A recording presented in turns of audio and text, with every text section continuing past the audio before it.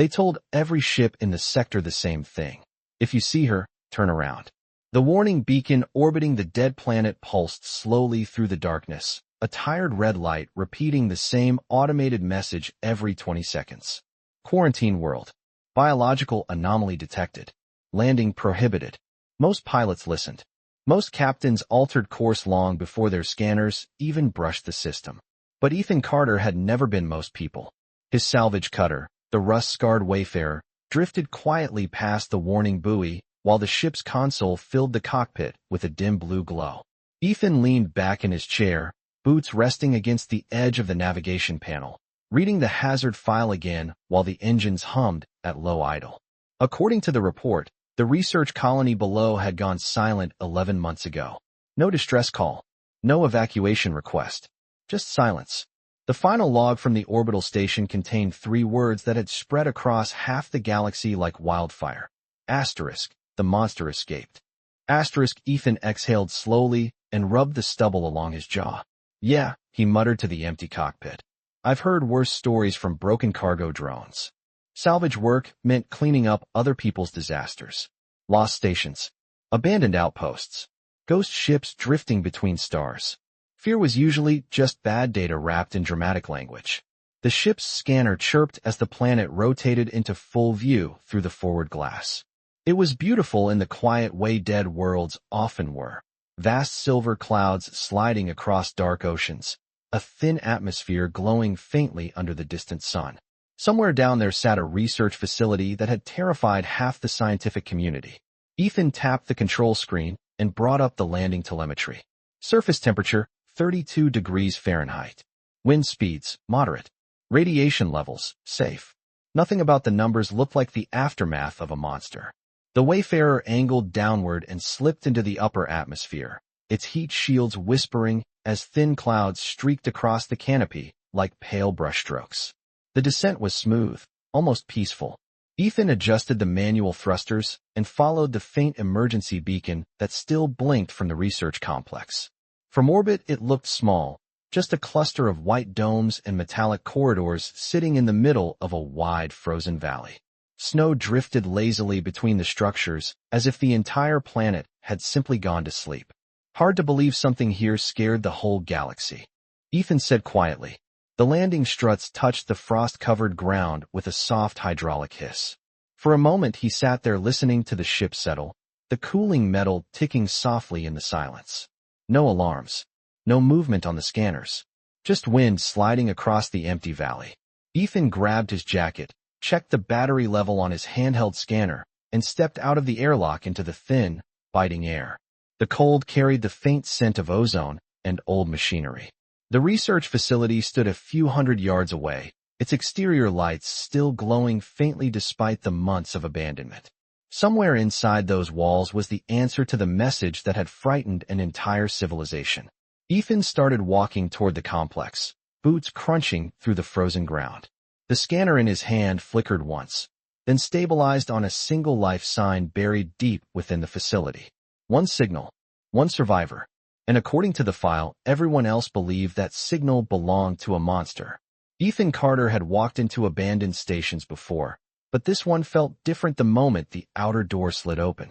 The corridor lights flickered faintly above him, casting long reflections across polished metal floors that looked as though no one had touched them in months. Cold air drifted slowly through the hallway, carrying the sterile smell of sealed laboratories and silent machines that had continued running long after their operators vanished.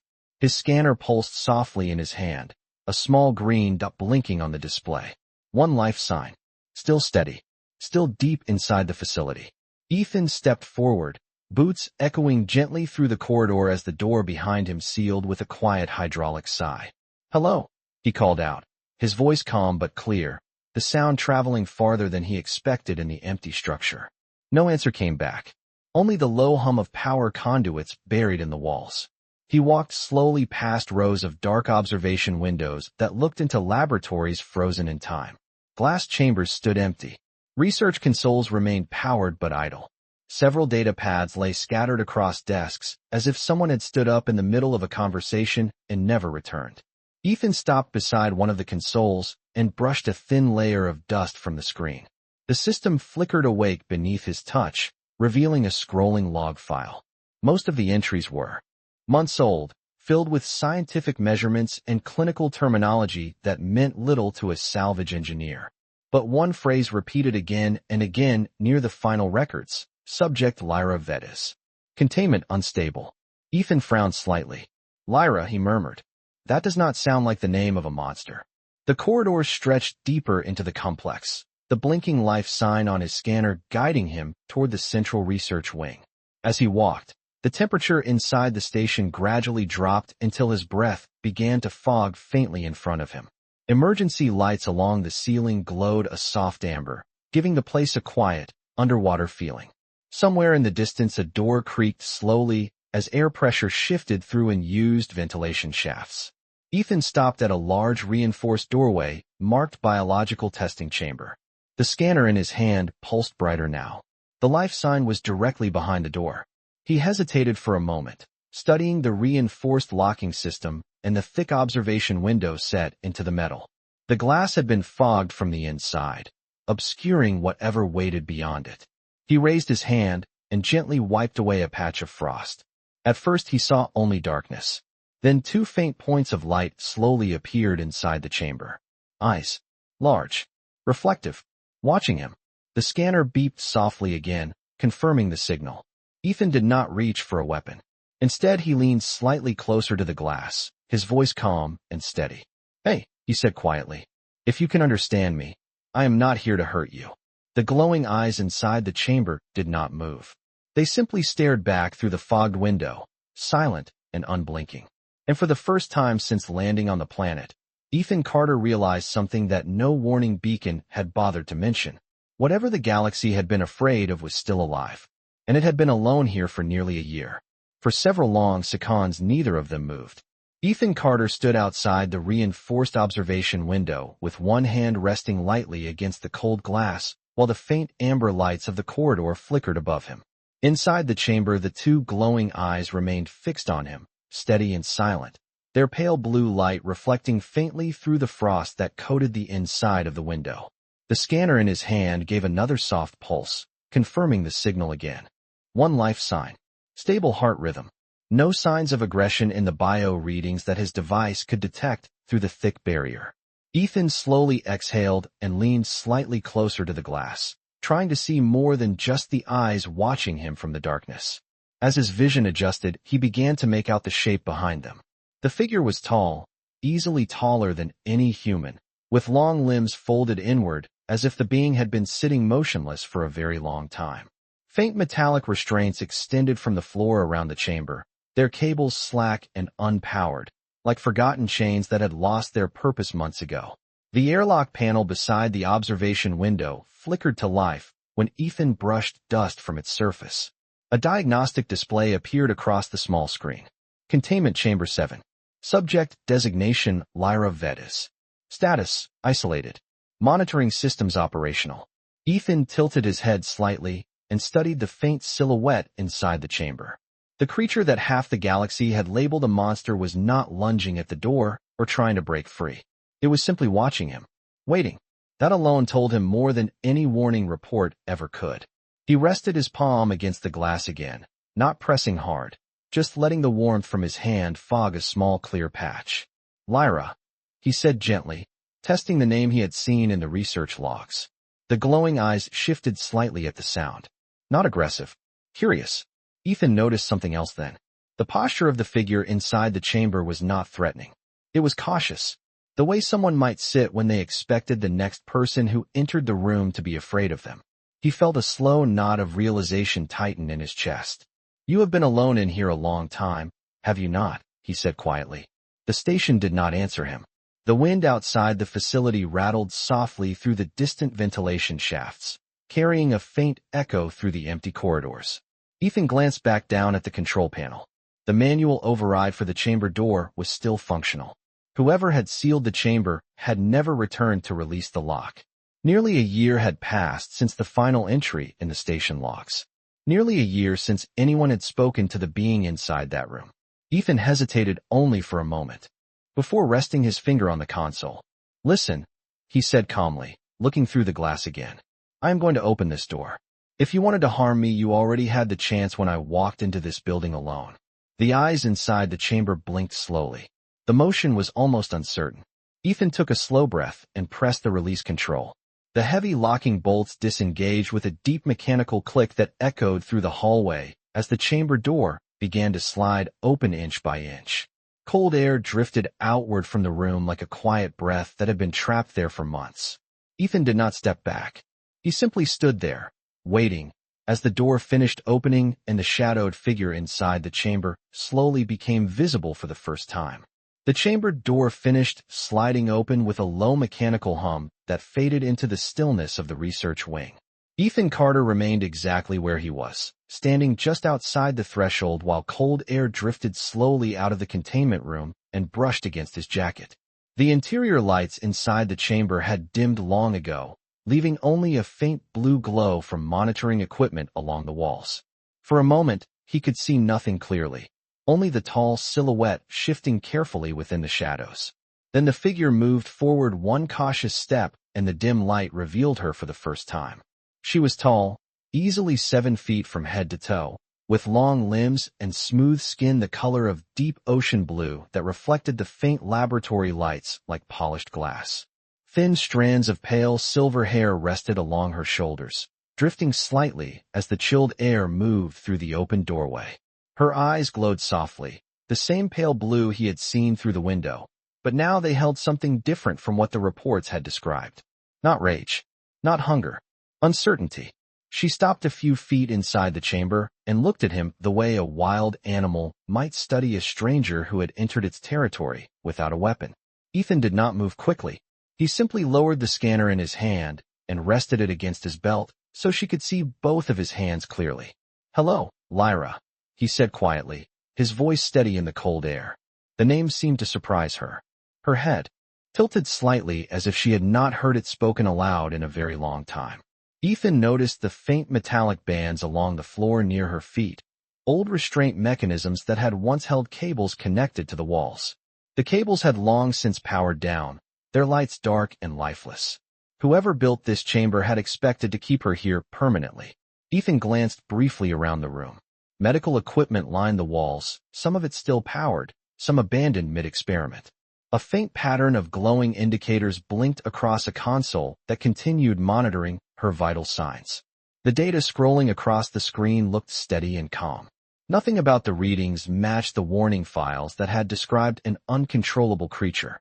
Lyra took another careful step forward until she stood just inside the doorway between the chamber and the corridor. The difference in height between them was striking, but the way she held herself made her appear smaller somehow, as if she expected him to recoil the moment he saw her clearly. Ethan had seen plenty of strange things in abandoned stations across the frontier, but this was different. This was not a monster. This was someone who had been left behind. He slowly raised one hand again, palm open, the universal gesture that meant no harm on almost every world humans had visited. "You do not have to stay in there anymore," he said softly.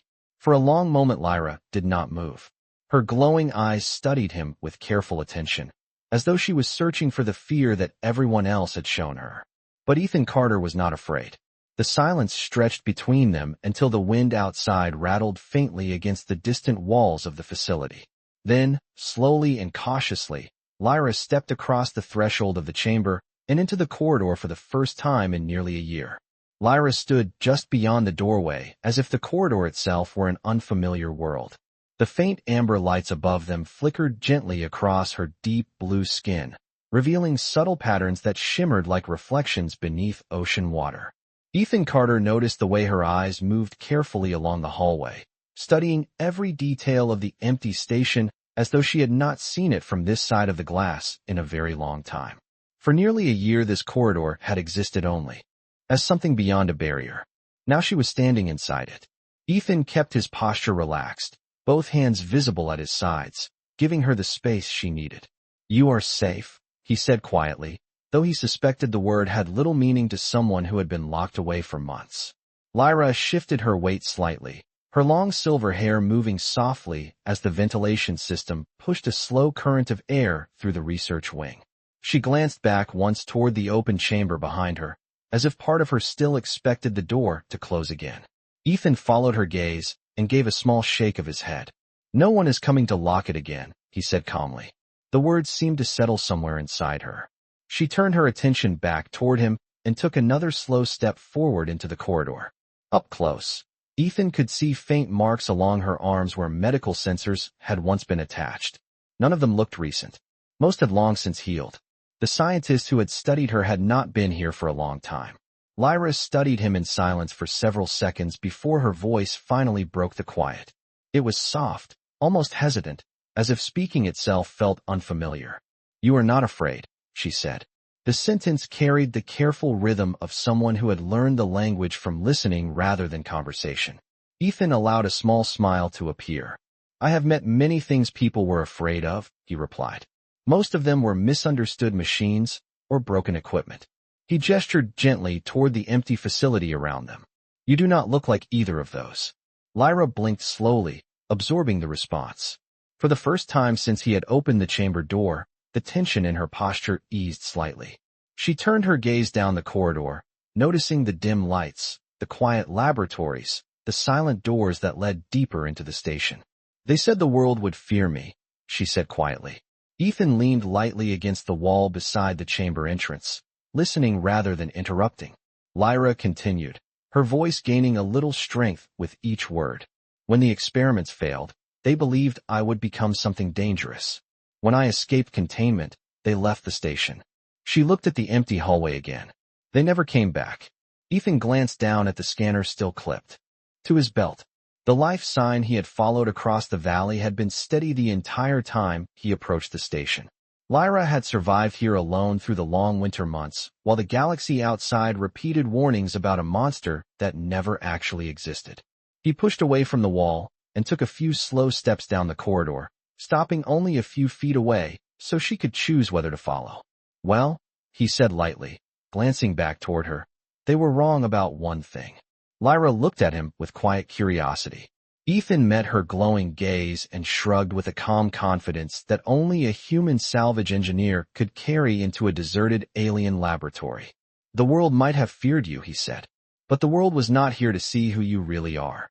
For a moment, she simply stood there watching him. Then, slowly, Lyra Vedas began walking down the corridor beside the first person who had spoken to her without fear. The corridor stretched quietly ahead of them as Ethan Carter walked at an easy pace, careful not to move too quickly.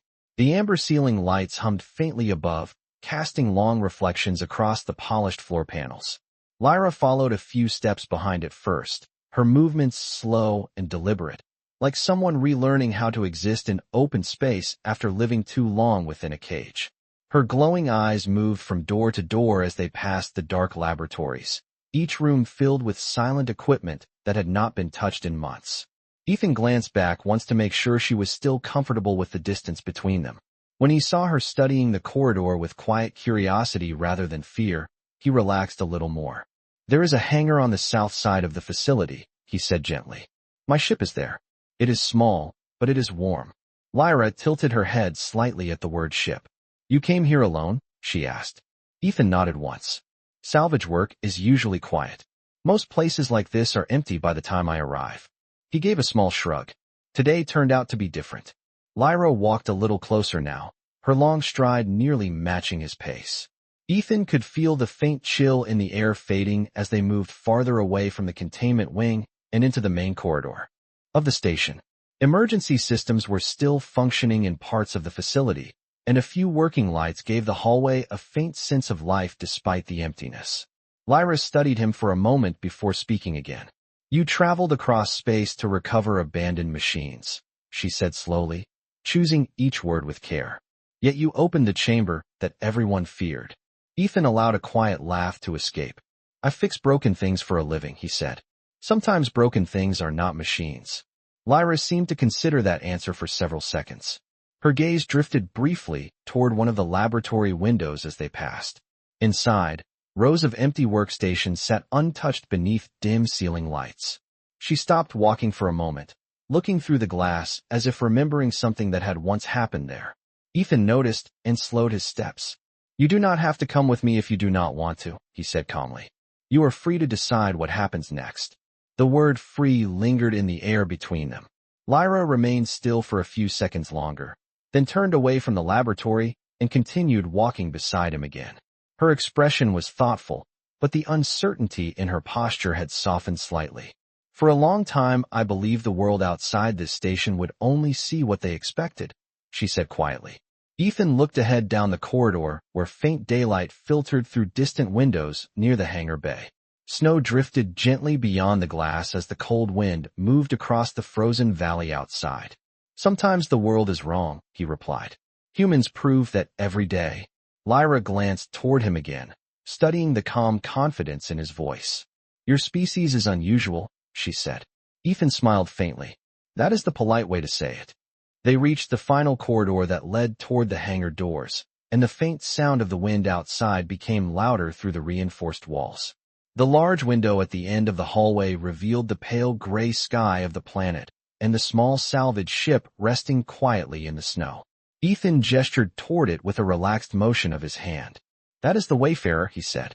Not the fastest ship in the galaxy, but she has taken me across a lot of empty stars. Lyra stopped near the window and looked at the vessel, resting in the frozen valley. For the first time since he met her, something new appeared in the glow of her eyes. Not caution, not fear, possibility. Lyra stood quietly beside the wide observation window at the end of the corridor, her glowing eyes fixed on the small salvage ship resting in the snow outside. The wind moved across the frozen valley in slow white ribbons, pushing light drifts against the landing struts of the Wayfarer. Ethan Carter stepped beside her, folding his arms loosely while he looked out at the same view. From this angle the ship looked even smaller against the endless white landscape, a single human vessel sitting beneath an enormous sky. She has seen better paint jobs, Ethan said with a faint smile, nodding toward the ship. But she has never failed to bring me home. Lyra studied the vessel with quiet concentration, her silver hair shifting slightly as the ventilation air moved through the corridor. You intend to leave this world soon, she said softly. Ethan nodded. That was the original plan. He glanced at her briefly before looking back at the valley. Salvage the station data, recover anything valuable, and move on to the next broken place on the map. Lyra remained silent for a moment, her gaze still fixed on the Wayfarer. And now, she asked. Ethan scratched the back of his neck thoughtfully. Now the mission report is going to be a little more complicated. Lyra slowly turned her head toward him. Ethan met her glowing eyes with the same calm expression he had carried since opening the chamber door. The galaxy thinks there is a monster on this planet, he said. If I leave without explaining what really happened here, someone else will come eventually. And they might not ask questions first. The words hung quietly in the corridor while the wind rattled faintly against the distant hangar doors. Lyra lowered her gaze slightly, as if considering something heavy. The scientists believed fear was safer than understanding, she said quietly. They warned the outside world about what I might become. Ethan nodded slowly. People are very good at imagining worst-case scenarios. Lyra lifted her eyes again toward the ship resting in the snow. If I leave this station, she said carefully, the same fear may follow me. Ethan looked at the small salvage vessel again, then back at her. Fear usually follows the unknown, he replied. The only way it ever stops is when someone finally decides to learn the truth. Lyra seemed to absorb that thought for several seconds. Her tall figure remained perfectly still beside the window, but Ethan noticed the faint change in the light of her eyes again. Not fear this time. Something steadier. Something that looked like determination. She took a slow breath and stepped closer to the glass, watching the wind sweep across the frozen valley where the Wayfarer waited quietly for its pilot. If I step onto your ship, she said, the world beyond this planet will see me. Ethan gave a small shrug. Eventually, yes. Lyra turned slightly toward him again. And you would stand beside me when that happens? Ethan Carter did not hesitate. Someone should probably explain that the monster reports were exaggerated.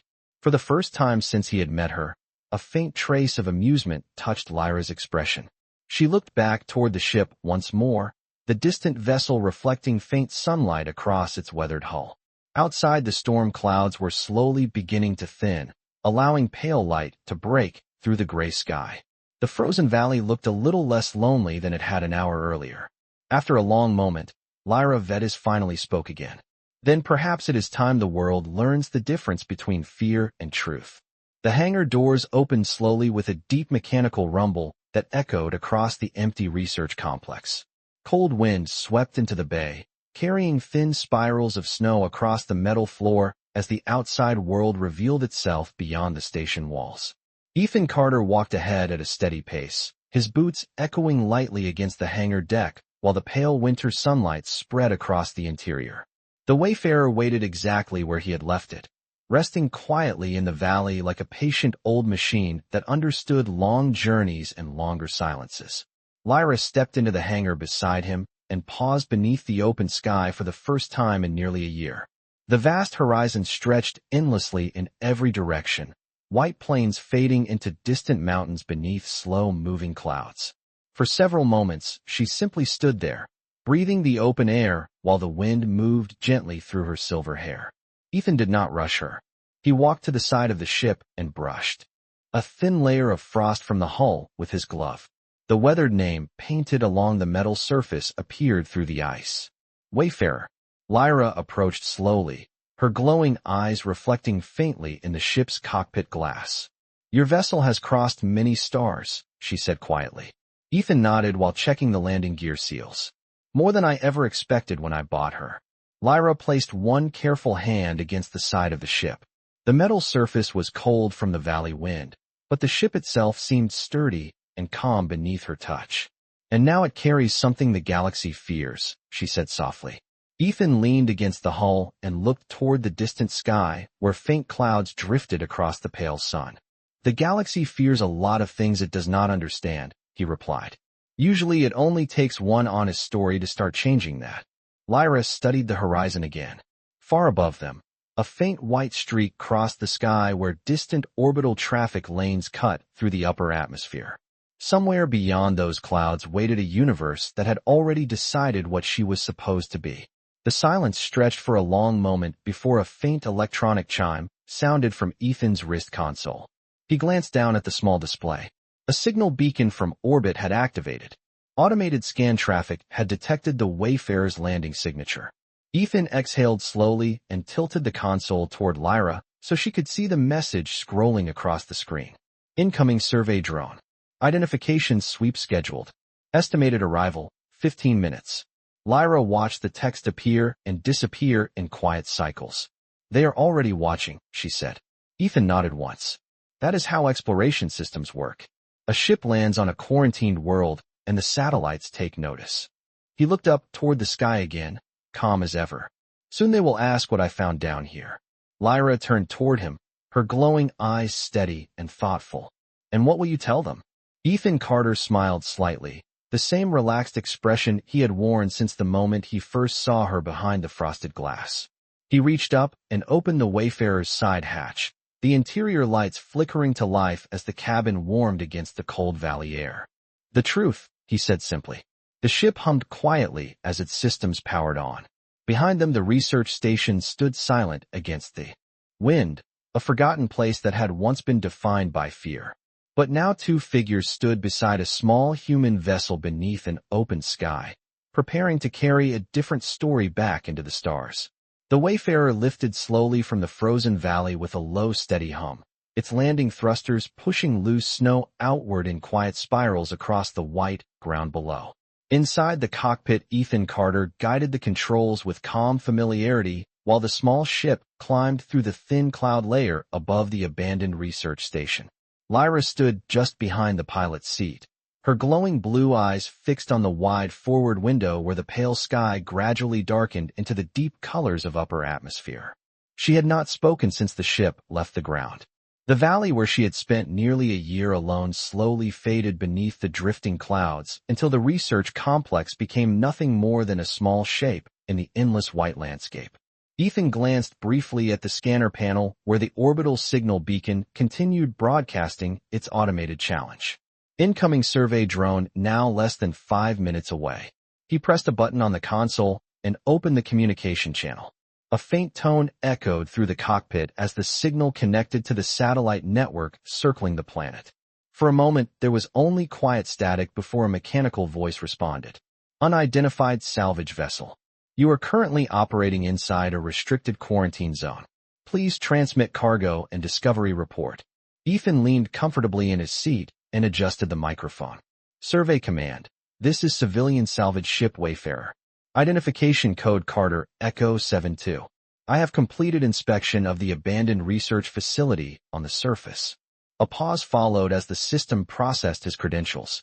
Wayfarer, preliminary logs confirm your landing. Our last report from that facility warned of a hostile biological anomaly. Confirms status of the entity. Ethan looked forward through the cockpit glass where the dark curve of space was beginning to appear beyond the thinning atmosphere. Then he glanced back toward Lyra. She stood quietly beside the navigation console, tall and still, watching the stars emerge one by one above the horizon.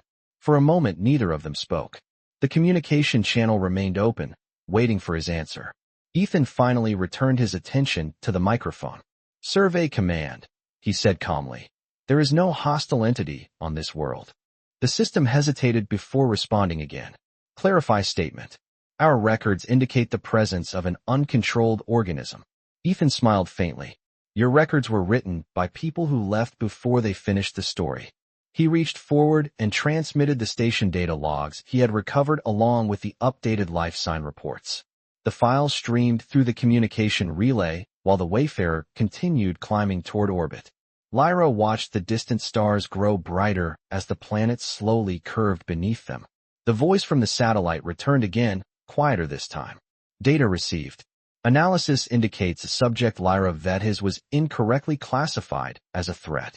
Ethan leaned back slightly and folded his arms. That happens sometimes. A final pause followed before the system spoke again.